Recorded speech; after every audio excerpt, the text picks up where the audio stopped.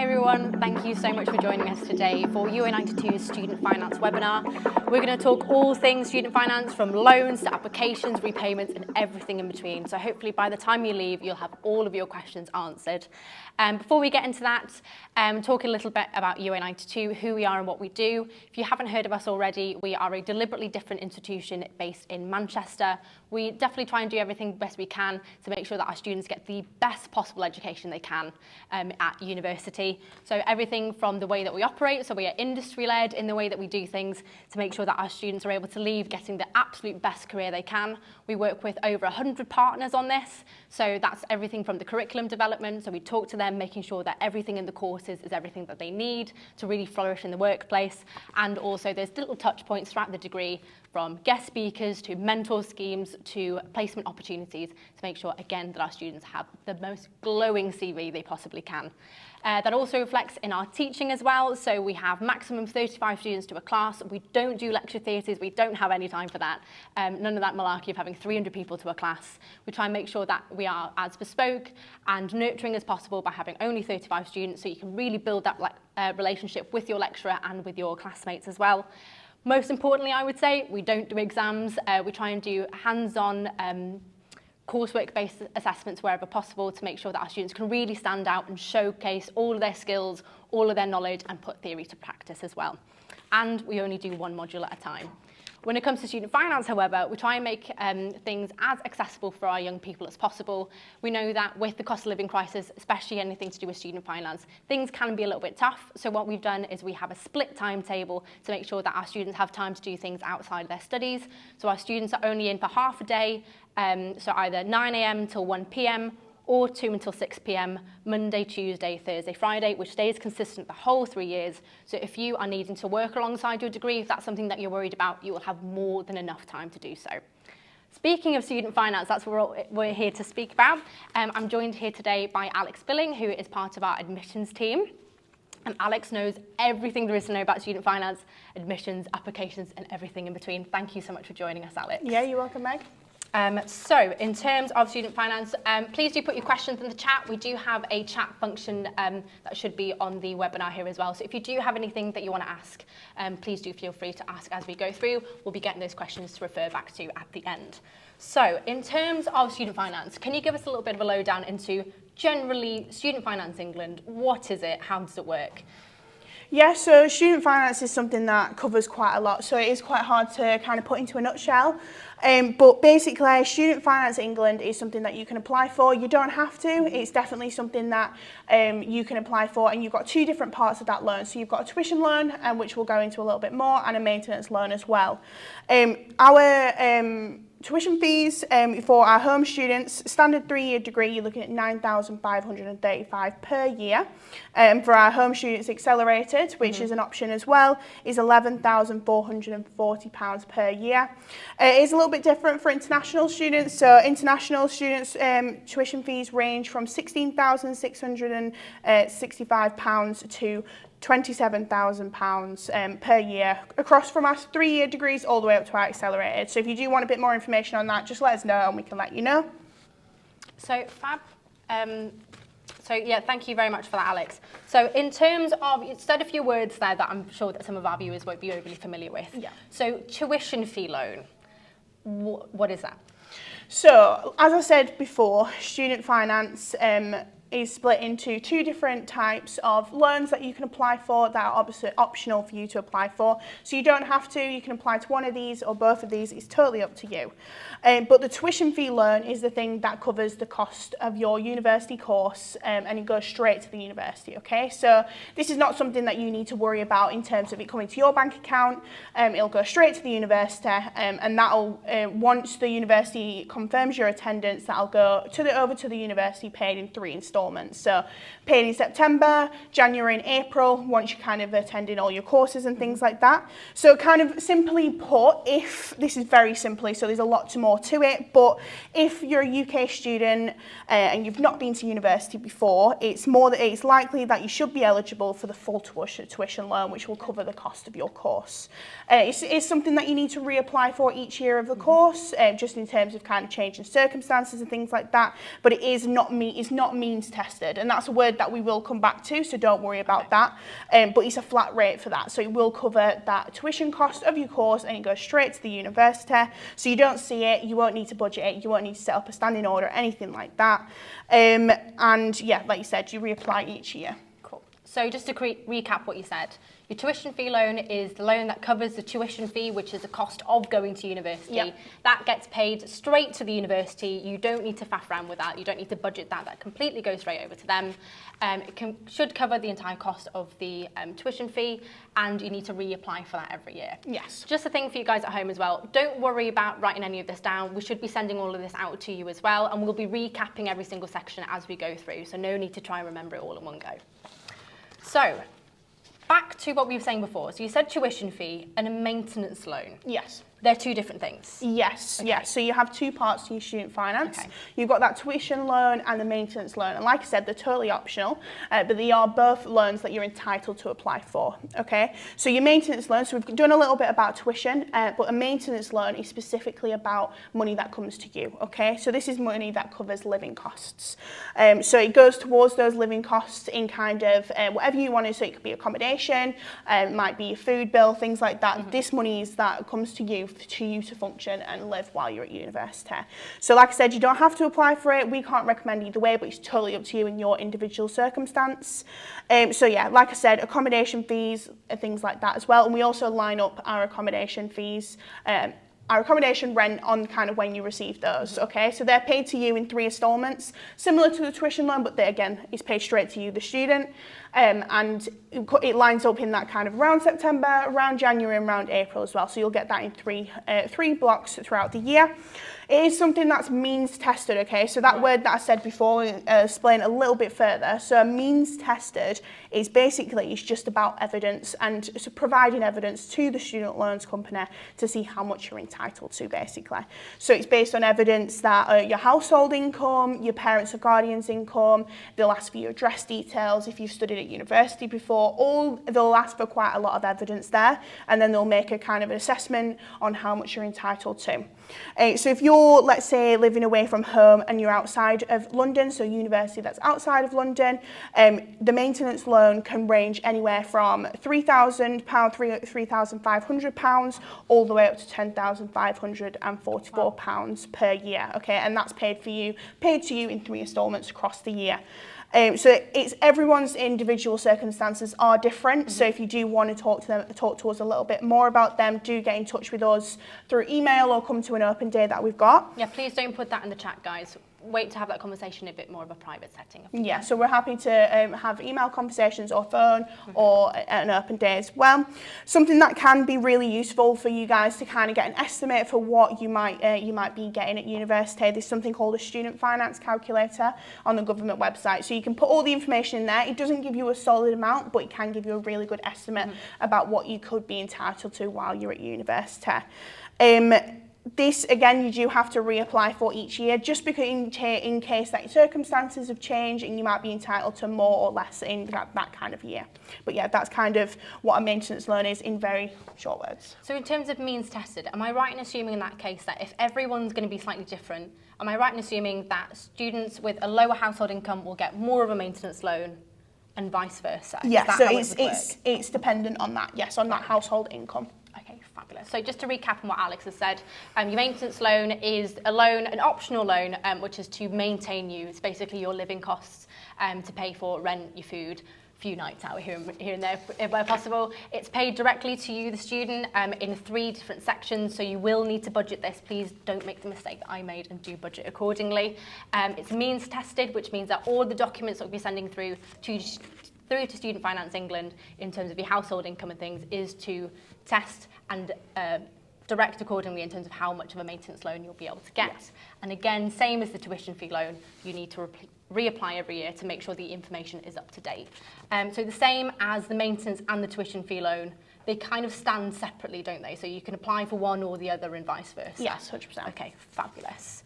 So in terms of tuition fees, this has kind of been in the news lately. There have been a few changes, and I think that's kind of startled a few people. Can you explain a little bit more about the changes that have been made, kind of what that means for the next cohort of students? Yeah, 100%. So I know it has sounded quite scary in the news, big changes, things like that. They are quite scary, but we're here today to just kind of like address those fears and make you understand it a little bit more, so you can come away from here today with kind of that that crush them nerves and not be as nervous about coming to university. So what we will say is everything that we have covered today, or we will cover today, is subject to kind of change. This is how it stands right now, but we don't know what might happen, but this is how it stands right now. So the tuition fee has changed. So the 3-year standard degree has changed to £9,535, and the accelerated has changed to £11,440. So the tuition loan that we talked about does cover this. So it should, if you like all the we were talked about, it should cover that full amount. So we shouldn't have to worry about that too much. You don't need to pay the difference. No, so it won't affect that kind of loan that we've talked about. What is really positive, and they probably won't talk about in the news because it's not as positive, it has that zero impact on your day-to-day life. Okay, so there's no change to that repayment amount that we will get into a little bit more, but it won't affect that repayment amount that you're going to be paying back once you graduate. So we shouldn't have to worry about that too much. So they're going to stay the same. And when we kind of talk about amounts and things like that, I will come back to it just to explain it in a little bit more detail. So even though there has been a change, it shouldn't have any negative impacts on you going to university. So that's zero impact on your day-to-day.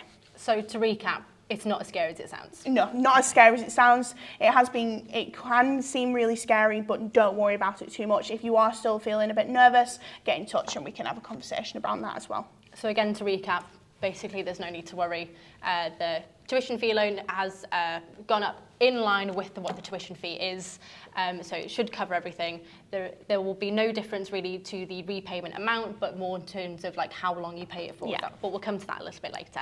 And so generally it will have a zero impact on the day-to-day, so really nothing to worry about generally. Fab. Okay, so the same kind of goes with the maintenance loan. Yes. This is a really, really good one, Yeah. if I'm aware. Can you explain a little bit more about all of that? Yeah, so could we, obviously, there's been changed tuition. What also has changed is the amount of maintenance loan that you can be entitled to, okay? So there's been a 3.1% increase on the money paid to you, to the student, obviously depending on kind of that means tested that we talked about, but there's been an overall 3.1% increase, okay? So that means that the new maximum, if you're living away from home and outside of London, is £10,544 per year, and it has gone up around £400 from previous years as well, okay? So, and again, it doesn't affect that repayment amount, okay? So even though you're entitled to more, it won't affect that kind of monthly payment that you're paying back once you start paying it back, and more importantly, it means more money in your pocket to kind of, for them living costs at university, okay? So it's helping you in this kind of crisis at the minute and being able to really support you through your university career. Because we're very used to when we hear an increase, it's usually a bad thing. In this case, it's more money in your pocket. So that's a really, really good thing for you guys. We know that in the past, students have really struggled to pay their bills and things, and this is going to make that just that little bit easier. As we talked about before, we have a split timetable to make that a bit easier as well on the UNI2 side.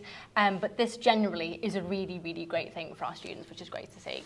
So 3.1% increase on the money that is going to be coming to you in your pocket to help pay for just general things. Yep. So we've talked about general loans and what it all entails. I suppose the important bit is, how do you apply for it? Yeah, it is something that people can find quite scary because you have to apply for it. It's a lot of evidence, like we talked about. But we're here today to make it a little bit, just make you understand it a little bit more and to make it kind of seem not as scary. So, how are you applying for student finance? So, if we're looking for September 2025 start, student finance applications open around March time. We don't have an exact date, no one does at the minute, but as soon as that date comes out, we will let you know and we'll be able to communicate that to to you. So it's opened around March time, and you can apply. It's an online portal that you just need a couple of hours and kind of have all your evidence with you, have your parents, your guardians, whoever you live with you to try and get that sorted. You can save it and come back as well, so don't worry about doing it in one sitting. You can kind of work through that at your own pace. One thing that I do want to say is you do not need to have a university place confirmed to apply for student finance, okay? So if you've got your offers, you don't have to, you can still apply for student finance, so don't worry about that. So obviously, like I said, it does take quite a while and it is a lot of evidence that is needed. So what we do strongly recommend is that you get on with that as soon as it opens, as soon as you can, just to make sure that if they need any further evidence or anything like that, you still have time and there's not that delay. We want you to be able to be all set up for September and not have to worry about kind of it being delayed or anything like that. So we just give plenty of time to submit that further evidence because it can take up to 10 weeks to be processed in busy periods. So do make sure you get that done as soon as it's opened. If you need any support with your application, you just want a couple more questions. Like I said, we're always free to kind of chat to you and kind of give you any more information. So student finance or a finance plan in general does need to be in place before your course starts. But like I said, just get in touch with us and we can always kind of discuss them kind of issues with you. But yeah, that's about it on that bit. 10 weeks is a long time if you've done it last minute, so fair play. Really good advice there. So you've done this for a while. Yeah. You've been to university yourself, so you both applied and you've seen it from the other side. Yeah. What would be your top tips for anybody that's looking to apply now, looking to go to university? Yeah, so I've got a couple of top tips on kind of application, just to make it as easy as kind of smooth as you can. One thing I would say is send off all that evidence as quickly as possible, so like as quickly and accurately as possible, so making sure that all them details are filled in. Like I said, they might need an extra bit of evidence, or they might need your passport, and they will need like your parents or your guardians or whoever live with income information, so it can take quite a while. So just make sure you get that evidence sent off as quickly as you can, just to make sure there's no delays. And we want one more thing for you guys to be sorted before you come to university, one less thing to worry about as well. My next tip is just to make sure that all your details are correct before submitting. So there's just things as, putting the wrong birthday, spelling your surname wrong, things like that might not... easily done. So easily done. The things that might not match your passport or your IDs or things like that, that can delay the process because you'll have to, submit another form and things like that. So just making sure that all them details are correct before submitting. Have a couple of run-throughs, get somebody else to check it, things like that. One thing I would say is use your personal email for all kind of your applications, but also your UCAS account, okay? Because you're not going to have access to your college email after, so just make sure you're using your personal one, okay? So put that down because you will need to reapply every year, and you don't want them emails going to your college email that you no longer have access to, okay? So be using your personal email for your UCAS account as well, because we don't want you to miss any emails. That's a really, really great point. Yeah, it's one thing that you wouldn't think about, and the last one I've got is picking the right university and course on the student finance application. Okay. This is something that you can change at a later date. So for example, you might want to change to a different course. Don't worry, we can change that. But if you can do it right the first time, it's always good, but don't worry about that too much. Fab. So general recap of your top tips is send all your evidence in, try and do that as soon as you can, and make sure it's all accurate, that you do it as quickly as you possibly can, and make sure, as we were saying before, that you're typing in all the details in correctly first time, because that can really delay. If it's already 10 weeks, you don't want to delay that even further, so make sure that you're checking all that properly, and choosing the right university and right course, because that definitely applies. Sorry guys, not sure what happened there. So in terms of the UA92 process, we do things a little bit differently, don't we? Yeah. Can you explain a bit more about that? Yeah, so in terms of kind of applying for student finance at UA92 specifically, so in terms of the whole process, when you're doing your application, all the details will still be the same, obviously your details. The thing that would be different for UA92 is when you're searching the university, you would need to search Lancaster University first, just because they award our degrees and our awarding bodies would receive that kind of student finance. So you put in Lancaster University in that university search area, and then in the course course area, you put in UA92, you put in the intake, making sure that that intake is correct in terms of like if you're starting in September or any of our other entry points, and then your course title, and then at the end just making sure that it says new in them brackets. All that information will be in an email if you get an offer, so don't worry about that. You will have that information closer to the time, and we will remind you of that. But just so you have kind of an understanding of that, that's how that works. So you're not going to have to remember all of it? It's just No, it will. Anyway. And all the kind of course title and the course codes and things like that will all be in your offer email, so don't worry about that. And also, if you're ever not sure, you can more than welcome to ask us as well. Yeah. Fabulous. So the bit that everyone's always wanting to know about. So it's all well and good to know about the loans in terms of how you apply, but the bit that everyone always worries about is, of course, the repayments. Yes. Can you explain a little bit more about how that works? Because I know it can be really confusing. Yeah. Can you explain a bit more how that works? Yeah, so repayments is one of them things that is the scary bit of kind of student finance, because unfortunately it is a loan, so it does need to be paid back. But we're here today to talk to you about it. So the first thing is if you apply for both the tuition and the maintenance loan, these both roll into one kind of whole repayment amount, okay? So you're not having to pay back 2 payments a month or anything. It'll be all rolled into one, so you don't have to worry about that as well. It's also not a bank loan, okay? So it's not seen as that bad debt.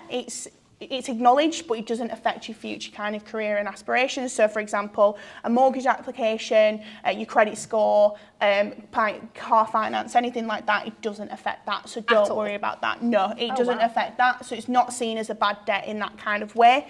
So it's acknowledged, like I said, but it doesn't affect those things that you will be doing in the future.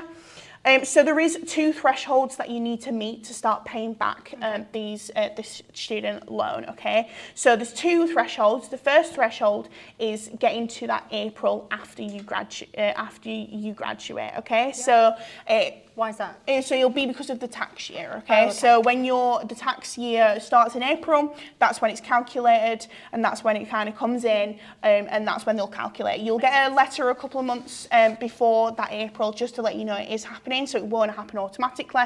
They will let you know and things is coming up. The second threshold in there is earning over £25,000 per year. Okay, so you have to pass both of these thresholds to start paying it back. So for example, if you come, once you graduate, you go straight into a job earning over that 25 grand, you won't pay anything back until that following April. And the other way, if it gets to that following April and you're not earning over that 25 grand per year, you still won't pay anything back. So don't worry about that. You have to pass both thresholds to be able to do that. It's automatically calculated and taken from your paycheck each month. It's not like you have to set up a direct debit or a standing order or calculate it yourself. It will be calculated for you, and you don't have to worry about doing that either. So if your job changes or you lose a job or you get a promotion, anything like that, it will change automatically. It just comes out of your payslip, like national insurance or taxes and things like that as well. So essentially what you're saying is you don't need to worry about it at all. It's just done for you. Yeah, it's done for you. We will go into this a little bit, but it's a manageable amount as well. So we will go into how much in a minute, but it's something that you don't have to think about monthly or anything. It will just come out, and you won't have to kind of do that calculation, because who's wanting to do that? I don't think I've ever checked. No. I don't think I've ever checked with student finance. Okay, so to kind of recap what you said, so there are 2 thresholds. You won't start paying it until the April after you've graduated, because it's the new tax year, and you have to be earning over £25,000 a year. Yeah. Both of those thresholds have to apply before you start paying. Yes. And it's done automatically, no direct debit, no calculating, no doing anything wrong, no late payments. It's all just done for you. Yes. Fab. So, of course, the next question is always going to be, well, how much do you pay? Yeah. How does that calculate? How does that work? Yeah, so it can be a little bit complicated, so I'm going to try and explain it really easily for you guys. So you have to, obviously, like I said, you have to meet both of those thresholds, okay? So if you're beyond both of those thresholds, so if you're earning over £25,000 per month and it's gone past that April after you graduated, it'll then be 9% of what you earn over 25 grand, okay? So that's not 9% of your entire salary, that's 9% of what's over that 25 grand, okay? Do you have like an example? Yes, so I've got an example, bear with me, really I've got an example here for you. So nice round number, 30,000 you're paying. So you're being that's your salary after that April. Okay. So you're getting paid 30,000. It's past the April. You're paying 9% of that £5,000, as that £5,000 is what you are over. I'm with you. That threshold of £25,000. Okay. So it's 9% of the £5,000 over that 25. Okay. So it's not 9% of that 30 grand. Just what's over. It's just what's over. Okay. So that's obviously dependent on what you're getting, what you're earning. But for this example, I've worked on some calculations here. So it's 9% of that £5,000. So that works out for this example at £450 per year. Okay. And that's split up into your monthly payments. So you don't have to pay that in one sum. It'll come out throughout the year in your kind of pay slip. So that's £37.50 a month, which it's more expensive than my phone bill. I spend more on coffee. My phone bill's more expensive. It's a really manageable amount, and it will always be kind of correspondent to how much you're paying. So it'll always be how much you're earning. So it'll always be that kind of manageable amount. It's £1.20 a day. It's worked out for this example. For this example. So if you're earning 30 grand, it's past that April, 9% of that £5,000, it'll actually work out £1.20 a day. Gosh. So which is, that's cheaper than what you'd pay getting your lunch at work or anything like that. When you put it that way, that's madness. So it'll always kind of be manageable. And also, if let's say your salary increases, it'll always be that 9%. So that 9% will always stay the same. So it won't kind of change on what you earn. That 9% will stay the same. It'll just be the amounts of kind of how much you're over that 25 grand, but it'll always be that 9%.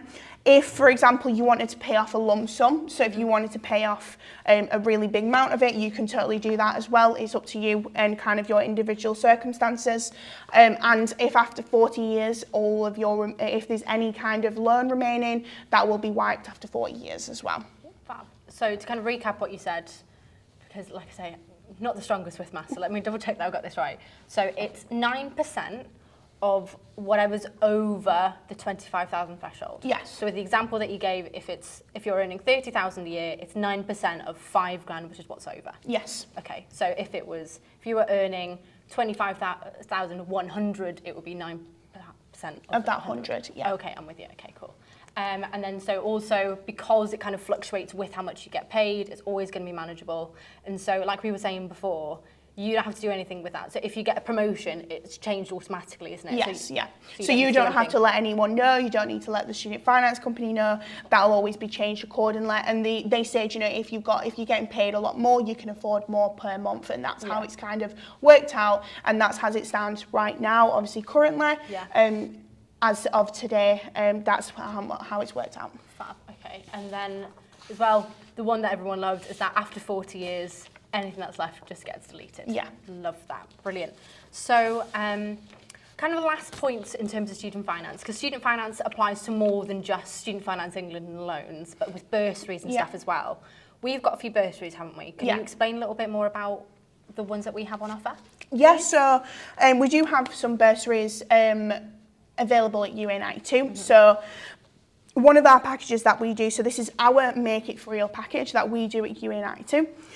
So this is a package that is worth up to £5,000. You're eligible for this if you have free school meals in your final year of school or college. So this is to help with them hidden costs of university that some people might not know about, and we want to be able to kind of support them as much as we can. Hidden costs like what? Just like you're, buying things for your accommodation, maybe like getting to university, things like that. So some things that are included in that package are kind of the free transport to and from university to really help again with that hidden cost. We wouldn't understand why you would stop having free school meals, so we'll provide you lunch every day that you're in university. A laptop device to kind of support with that cost as well, because that can be quite expensive.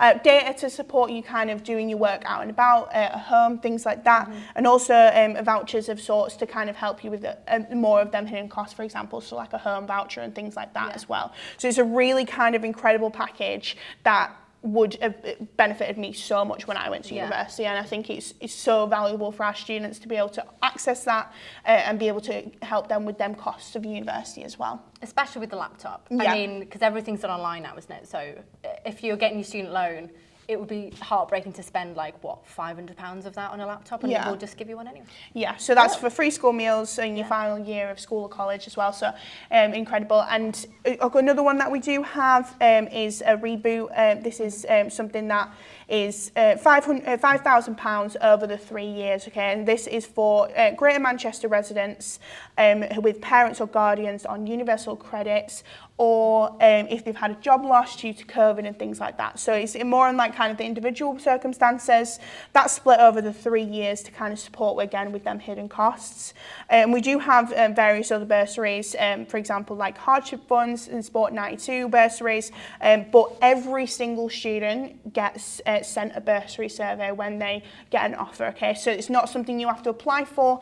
Every single student will be sent this bursary survey to be able to fill out when they start, to make sure that if they are eligible for any of those bursaries, it's sorted out. So it's not on kind of you have to go out of your way to apply. Yeah. Every student will have the opportunity to be able to be eligible for those if they kind of meet the circumstances. So it's not like a hidden bursary that we don't want you to know about. We want everyone to we want people to access the packages that they need to help them through kind of university with them costs. And again, every single student gets sent that. It's not just certain students. Yeah. Everyone will have a chance to fill out that bursary. Yeah, that's so brilliant. I feel like that kind of shows a lot about what UN92 and kind of what we're about as well, about making higher education more accessible, because we know that it's not the same for everybody, and being able to have those little things in place definitely do make it a bit easier for everybody. Yeah, 100%. Absolutely brilliant. We have had some questions through, so Glamorous Assistant has brought 2 questions through that we've had. So first question is, do I still pay back my student loan if I'm self-employed? Okay, so this is a question, so basically when you're paying it back, if you're in receipt, if you're doing UK taxes, you do have to pay it back. So if that's your employed, self-employed, overseas, if you're working overseas, for example, that still does kind of get calculated, and you will pay that back kind of if you're doing UK taxes, So you can't run away from it, basically. No, it is something, but again, like we said, it's always going to be manageable. It's always going to be in correspondence with what you're earning. And yeah, like I said, it's just that kind of making sure that it's always manageable, but also in a circumstance that you're paying it back, but in a really kind of a way for us to, it's manageable. That's what I'm trying to say, it's manageable. Yeah, great. So I know that quite a few of our students like to start their own businesses as well, so that's always good to know. So another question that we've had is, I've submitted my UCAS application, I've got a few of my offers through, but I haven't made a firm choice. Can I still apply for student finance, or do I need to wait until I get everything back? Okay, so this is, I did touch on it a little bit, but for example, for when you're making your application for student finance, they're not open at the minute anyway. So if you're applying for September 2025 and you've got your offers and things like that, but you've not kind of made your decision on where you want to go yet, that's absolutely fine.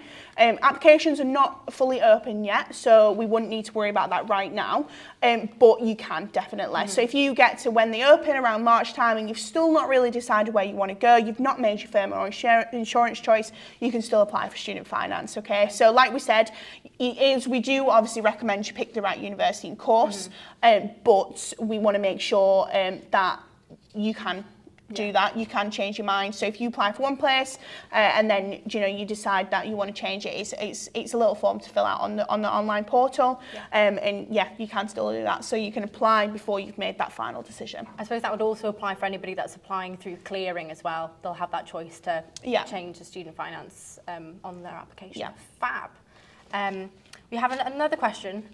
So this isn't necessarily related to student finance, but this is more to do with UN92 and how we do things. Because at the very beginning, you mentioned 2 different fees in terms of how we do things, of 2 different amounts.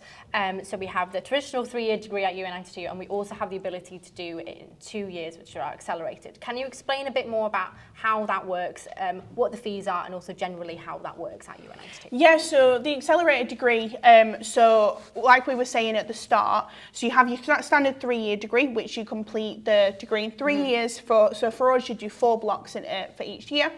For our accelerated degree, you would do 6 blocks in 2 years. So 2 years and 6 blocks in each. So it just makes that kind of time at university a bit longer.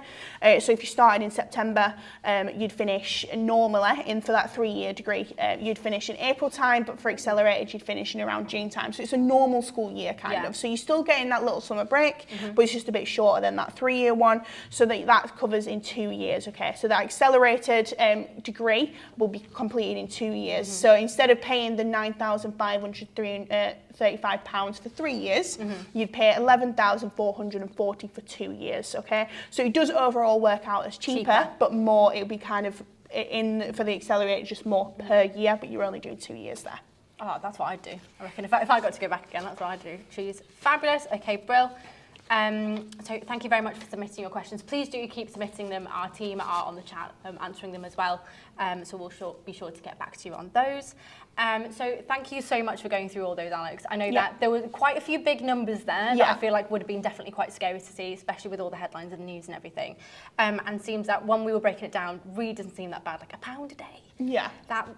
In terms of investment in your future, that is absolutely brilliant. Yeah, 100%. Is there anything that you want to go through, anything that you've not been able to cover? Yeah, so what we're talking about here is like Meg said, there are big amounts of money, and we understand that. We hope that throughout this webinar we've been able to, kind of ease your mind a little bit, break it down into them small and manageable amounts. I think that's a word I've said a lot, manageable, and that's what we want to try and get across to you guys. It's always going to be manageable, even though these are big amounts of money. Like we said, this investment in yourself and your future as well. Statistics do show that graduates tend to earn more than non-graduates at various points throughout their careers. So it is, like we said, that investment in yourself to be able to get a better job and earn more as well. So definitely that investment in yourself is a really good decision to make, and be able to kind of further your education and your knowledge going forward as well. Especially considering that, as we were saying before, you don't need to have any money in your bank account to go to university. It's just making those applications for your tuition, your maintenance loan if you need them. And so you don't have to have any money in the bank. You can still get that amazing education, like you say, investment in yourself. Fabulous. So thank you so much for joining us, Alex, and thank you guys at home for joining us as well. I hope that you've been able to get all of your questions answered, everything that you need to know about student finance. If you want to hear more about UI92, we have open days coming up. You can check those out on the website. We have them all year round, and we also have all sorts of information on our website as well. Please do get in touch with us if you have any questions about anything you need, if that's student finance, if that's applications, UI92, campus tours, anything at all, please do give us a shout. We also have more webinars coming up in the series, so please do check those out as well. Thank you so much for joining us. Thank you, Alex. Have a great rest of your day. See you later.